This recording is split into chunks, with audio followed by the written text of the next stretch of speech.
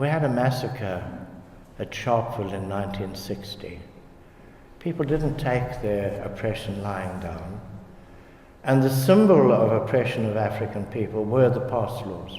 I mentioned to you the way people's lives were controlled. And at Sharpeville in 1960, some 20,000 people gathered together to hand in their passbooks at a police station. Is something happening to this microphone? It seems to fade in and fade out. It's thinking about your teacher. Shall I go on? I think we're okay now. Okay.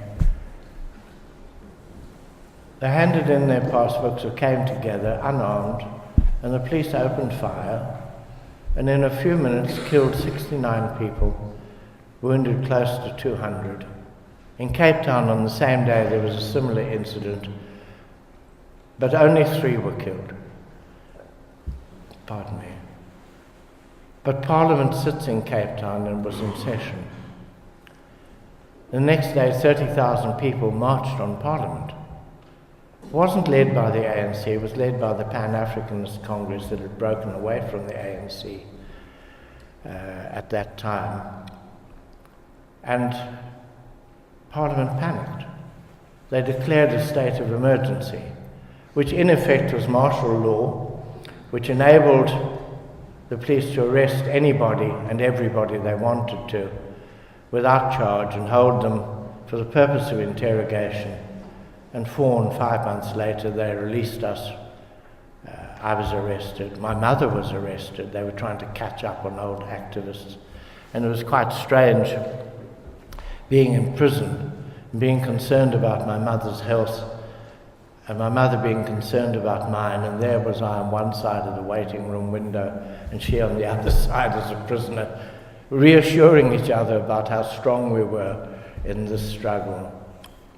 I have to say that she was together with other white women arrested, and this old communist from London used to do music hall turns to cheer up her comrades. I don't know where I learnt it from, but when I was in prison, I made the Christmas tree for everybody, made sure everybody had Christmas presents and Christmas cards when we weren't allowed to get them from outside. I must tell you, the Christmas tree had a red star on top, the red star in the east, you know. And I'd rehearsed what I would say until about 7 years later, an officer came in, saw the red star on the Christmas tree, ripped. The Christmas tree was a piece of green string fixed to the wall, you know, and classic fir tree shape. And he ripped off this red star and crumpled it and stamped on it. And I said, "Why did you do that, Captain?" He said, "You can't have a star on a Christmas tree." And I said, "Captain, every tree has a star." "He's not a red star." And I thought, "Gotcha." Well, next year, he ran away very quickly. I said, "Thanks, Captain. Christmas is a time of goodwill and family feeling, and you've destroyed it. Thank you." He ran away. Well, he ran away. He had the key. I didn't.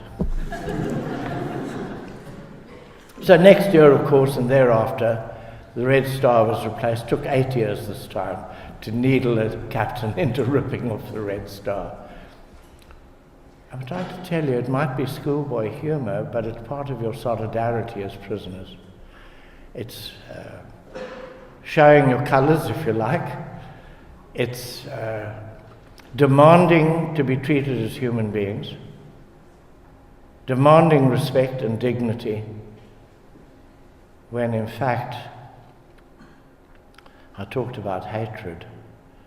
My comrade Cathrado says in an interview somewhere, people say that the conditions on Robben Island for black prisoners was worse, the worst. He says it wasn't. It was worse for white political prisoners. There were many black prisoners together, far fewer whites. At one time 21, sometimes 4, 6, 10, mainly. And he says what you need is companionship. You need different people to talk to. If you're in a small group, you get to know each other. It's incredible how well you know each other and how irritating everybody can be to everybody else. And you learn tolerance, you have to. And if I'm blunt about it, you know every sniff and fart and and song and bad joke and so on, in a way that you don't know your spouse or partner, because it's 24 hours a day, 365 days a year, and damn it, they're leap years and there's an extra day as well. But nevertheless, we were able to build our solidarity. It was important for us. It was important that we supported each other. It was important that when officials behaved badly, hell, it was useful studying sociology and reading German sociologist Max Weber about hierarchic societies and rules. And they gave us the rule book. And we could say, but you're breaking this rule. And the warder would say, I'm going to take you to the sergeant. And we'd say, yes, sergeant, they're breaking this rule. And he would start shouting, and we'd wait for a lieutenant to come until we got to a general, and they got help. Because we could play by the rules. And I read Max Weber with great interest. We were able to study by correspondence through the University of South Africa. A lifesaver, no newspapers, no outside stimulus, but the books and the study guides. And just imagine at one time 7 men in their 30s and 40s studying English Lit 1. My goodness, I don't think any play of Shakespeare has been analysed word for word like we did. Or in political science. Really, it was astonishing. The amount of work we could do. And examination time was so exciting. Because here you were setting yourself up against an external standard. No matter how much you despise the right-wing historians and sociologists who were marking your papers. But you were setting yourself up against an external standard. And were you stir crazy? After 1 or 2 years it doesn't matter, it's not a problem. After 10, 12, 15 years you begin to feel, hey, this is going on a bit long. I know myself very well. 5 to 10 years would have been enough to know my strengths and weaknesses. I think 22 years was a bit excessive, But you don't have a choice.